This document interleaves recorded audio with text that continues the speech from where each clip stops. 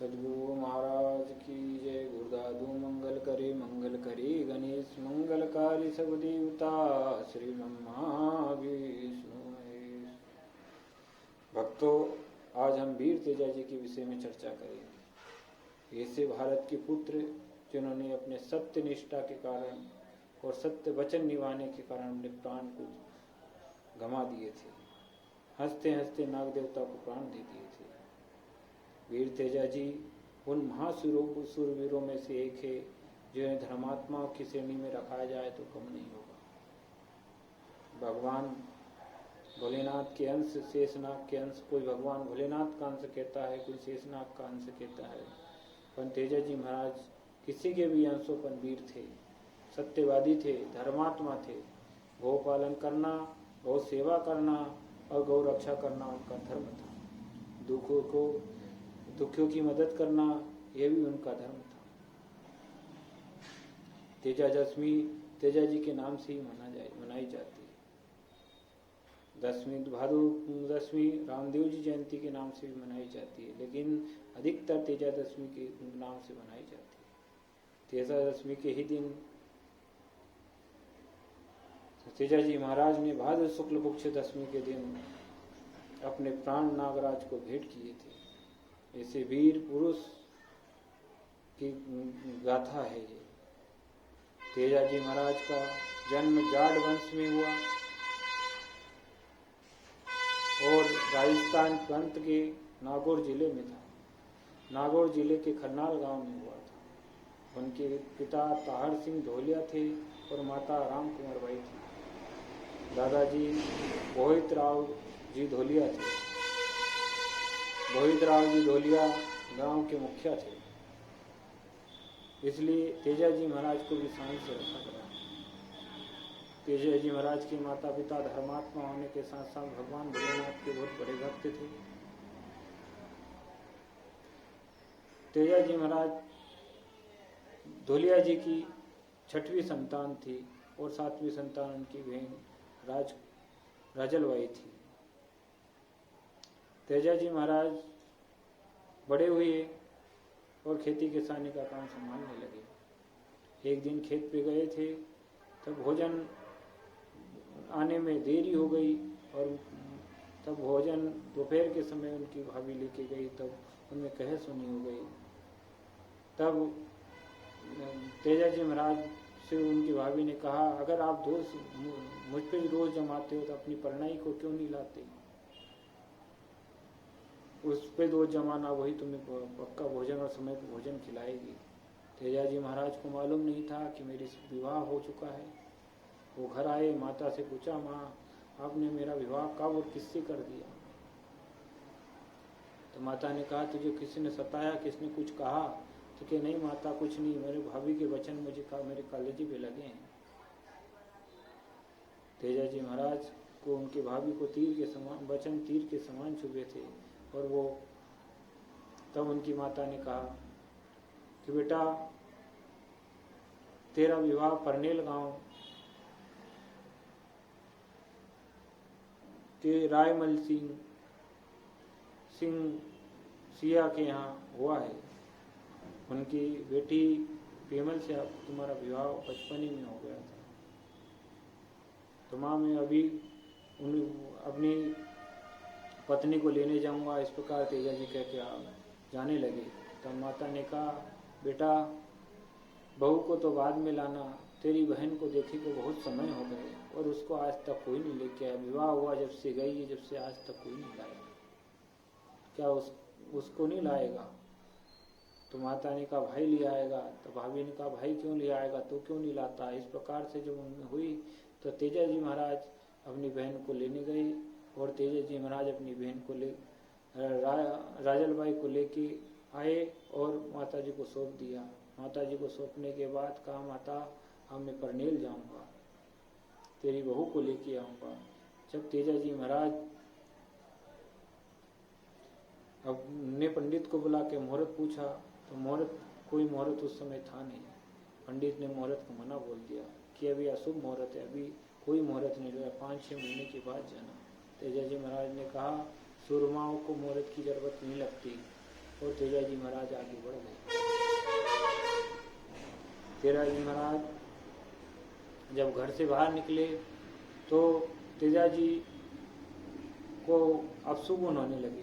कभी विधवा औरत का दिखना, कभी बिल्ली का रास्ता काट जाना, कभी लकड़ियों का गट्ठा आ जाना, कभी कुत्तों का रोना, इस प्रकार से और सभी अपशगुन होने लगे। फिर भी तेजाजी नहीं रुके। तेजाजी महाराज आगे बढ़ के चलते गए और परनेल के पास में एक माली के यहाँ ठहरे। मालिक के यहाँ ठहरे। वो परनेल, वो माली पेमल का ही बाग था। परनेल में पेमल का ही बाग था। उस बाग में तेजाजी महाराज ठहरे। तेजाजी महाराज जब माली के यहाँ ठहरे और सुबह हुई, उसके बाद तेजाजी महाराज गांव में घूमने लगे। जब उन्हें प्यास लगी तो उन्होंने कुएं पे जाकर पानी मांगा। जब पानी मांगा तो पानी मांगने में तो वहाँ पे कुछ महिलाएं थी। उस महिलाओं से पूछा तो महिलाओं ने पूछा, आप कहाँ से आए हो? तो तेजाजी महाराज ने कहा कि नागौर जिले में खलना गांव से आया हूँ और मेरा नाम तेजा है और मैं पेमल रायमल जी से दामाद हूँ, पेमल को लेने आया हूँ। तो लाछा गुजरी जो पेमल की सहेली थी वो पहचान गई और उसने कहा कि आप तो हमारे नंदोई जी हो, और उन्हें पानी पिलाया और पेमल को खबर करी। पेमल को खबर होते ही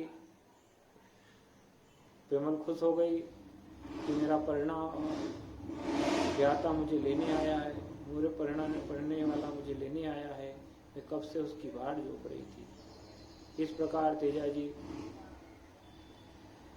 और पेमल का मिलन हुआ। जब तेजाजी की सासू माँ को तेजाजी ने प्रणाम किया तो सासू माँ ने उनको श्राप दे दिया कि तुझे सांप डस ले, मेरे को यहाँ मुँह दिखाया।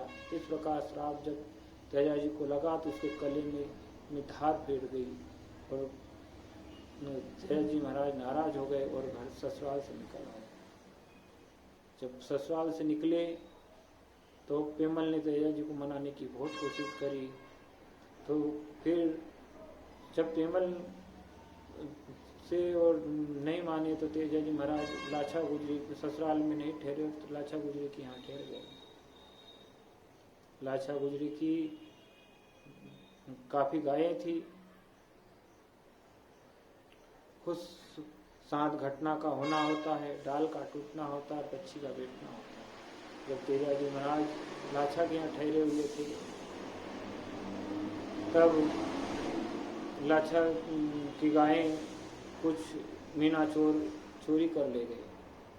तो लाछा रोती रोती गांव में आवाज़ लगाने लगी और पुकारने लगी, कोई मेरे गायों को बचा ले, कोई गायों को काट ले, कोई गायों को बचा ले।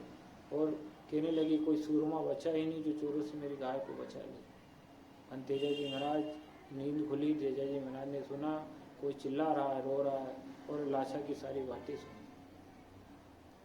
जब लाछा की सारी बातें सुनी तो तेजाजी से रहा नहीं गया और तेजाजी ने कहा, लाछा चिंता मत कर, मैं तेरी गाय लेके आऊँगा। और तेजाजी महाराज अपनी लीलन घोड़ी के ऊपर सवार होकर मीनाओं से उन्हें सामने मुकाबला किया। मुकाबला से मारने के बाद में, लड़ाई होने के बाद में सब मीनाओं को, डाकुओं को उन्हें मारकर भगा दिया और गाय को लेकर आ गए। जब गाय को लेके आए तो एक बछड़ा गाय से कहीं बिछड़ गया। तब आके तेजाजी महाराज ने लाछा गुजरी से कहा, लाछा देख तेरी गाय सब है, गिन ले। जब लाछा ने सबको देखा और सबको गिना तो कहा कि मेरा एक कीड़ा कानिया कीड़ा रह गया। तो तेजाजी महाराज की चिंता मत कर, मैं उसे भी लेके आता हूँ। जब तेजाजी महाराज उस काने कीड़े को ढूंढने के लिए निकले तब रास्ते में देखा कि एक नाग अग्नि में जल रहा है। तो उन्होंने अपने भाले से उस नाग को दूर कर दिया ताकि उसके प्राण ना जाए। और जैसे ही नाग महाराज को तेजाजी महाराज ने दूर किया, नाग महाराज क्रोधित हो गए और नाग महाराज क्रोधित होकर मनुष्य का शरीर धारण करके तेजाजी महाराज से कहने लगे, तुमने ये बहुत गलत किया। मैं अपने शरीर को समाप्त करके विकुंठ जा रहा था और तुमने ये अधर्म कर लिया। तो तेजाजी महाराज ने कहा, किसी की जान बचाना अगर अधर्म है तो ये कि मैंने किया है। तो नागराज ने कहा, अब मैं तुम्हें डसूंगा, बगैर डर से छोड़ूंगा नहीं। तेजाजी महाराज ने कहा, कोई बात नहीं, आप मुझे डस लेना, लेकिन जो मैंने वचन दिया है उस वचन का मुझे पालन करना, फिर मुझे डस लेना। नागराज ने कहा कि मैं आपकी बात का क्यों मानूं? तब उन्होंने कहा, मैं सत्य बोलता हूँ, एक बार मेरी बात मान लो, मैं अपने आप को स्वयं आपके हवाले करूँगा।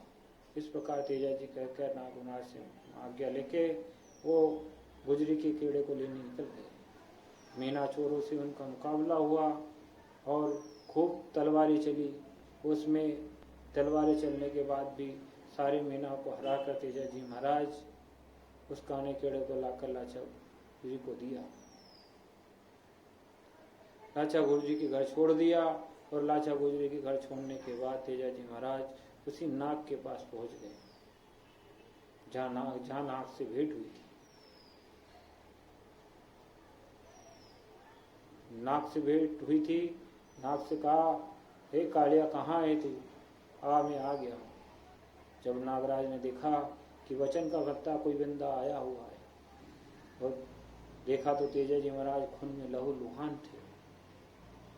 तो नागराज ने कहा, तेजा, तूने अपने वचन का पालन किया है, जा, तुझे माफ किया, मैं तुझे नहीं डरता। तो तेजाजी महाराज ने कहा, तुम्हें पीछे हटने वाला नहीं, मैंने मेरे वचन का पालन किया, तू तेरे वचन का पालन कर। क्योंकि काल भगवान की अनुमति ही इतनी थी कि तेजाजी महाराज धराधाम पे इतने समय ही है। उनकी लीला इतने समय उनने की और लोगों को सिखाने के लिए वो धराधाम पे आए थे। तो नागराज ने कहा, ठीक है, मैं डस तो लूं, लेकिन डसूं कहाँ? तू तो ऊपर से नीचे सब खून में लथपथ हो रहा है। तो तेजाजी महाराज ने कहा, चिंता ना कर, मेरी दो जगह खाली है, एक तो हाथ की हथेली और एक जवान। तू हाथ की हथेली तो छोड़, मेरी जवान के ऊपर डस सकता है। तेजाजी महाराज ने अपनी जवान निकाली और भाले को जमीन में गाड़ दिया। जब जमीन में भाले को गाड़ा तो आसमान में घड़ाहट की आवाज होने लगी, बिजलियां चमकने लगी, धरती थर्रायमान हो उठी कि धर्म की सत्ता अपनी चरम सीमा पे थी। एक सत्यवादी अपने सत्य वचन के लिए अपने प्राणों को दांव पे लगा रहा था। नागराज ने कहा कि तेजा, आज के बाद तुझे संसार नाग देवता के रूप में पूजेगा। जब जब भी कोई भी व्यक्ति तेरे नाम से अगर किसी को भी नाग ने डसा होगा, विष काटा होगा, नाग विष लगा होगा और वो धागा बांधेगा, उसकी ताती बांध देगा और 3 बार मंत्र करके तेजा बोल देगा तो उसकी कभी मृत्यु नहीं होगी। नागराज ने ऐसा वचन देकर नागराज भाले के द्वारा ऊपर चढ़े और उन्होंने तेजाजी महाराज ने जीभ निकाली और तेजाजी महाराज ने जब जीभ निकाली तो नागराज ने अपनी फंस के एक ही पुकार में उनकी जवान को डस लिया। जब नागराज तेजाजी महाराज को डस लिया, वही तेजा दशमी भादो शुक्ल पक्ष की दशमी के दिन उस सर्पदंश के कारण तेजाजी महाराज के प्राण निकल गए थे। वो धर्म सत्य की उस दिन विजय हुई थी, इसीलिए तेजा दशमी हम आज तक मनाते हैं। जाट समुदाय के लिए बड़ा गर्व का दिन है ये कि उनकी समाज, उनके कुल में कोई ऐसा सत्यवादी व्यक्ति पैदा हुआ जो सत्य के लिए अपनी प्राण को दाव लगा दे। बस ऐसे ही सभी लोगों को उनसे तेजाजी महाराज से सीखना है तेजा जी महाराज की गाथा सुनने तक सीमित नहीं रहना है। तेजा जी महाराज के हर चीज का अनुसरण करना है। जब तेजा जी महाराज कसर प्रदेश से मृत्यु हो गई और तेजा जी महाराज धरती पे गिर गए, तो तेजा जी महाराज होश में थे, तो उन्हें एक पास में जाने वाले एक व्यक्ति से कहा कि भाई पेमल की यहाँ मेरी पगड़ी पहुँचा देना। पेमल के वहाँ उसने पगड़ी पहुँचाई और देखा तो पेमल समझ गई, दौड़ के आई और वो भी तेजा जी की वहाँ सती हो गई। इधर लीलन को भी तेजा जी महाराज ने जीते जी कह दिया कि लीलन तू भी जा और अपने खरनाल में जाकर संदेश पहुँचा दे। लीलन भी आई और खरनाल में अपने माता, अपने कुटुंब परिवार, भाई बंधुओं को सारा संदेश पहुँचाकर वो भी धरती की समा। उधर जब उनकी बहन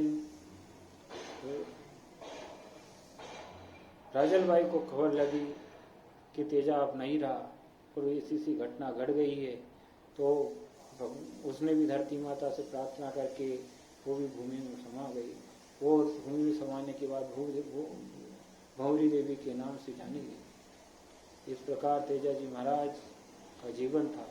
तेजा जी महाराज ऐसे वीर थे, हमारे सनातन धर्म के लिए बड़े गर्व की बात है। ऐसे धर्मात्मा पुरुष बहुत कम धरती धराधाम पे आते हैं। दोस्तों, तेजा दशमी को बड़े उत्साह के साथ, बड़े प्रेम के साथ और वीर सत्यवादी के साथ, सत्यता के साथ मनाओ। आगे तेजा जी महाराज की जय को बोलते हुए मैं अपनी वाणी को यहीं विराम देता हूँ। जय तेजा जी महाराज की जय, तेजा जी महाराज की जय, तेजा जी महाराज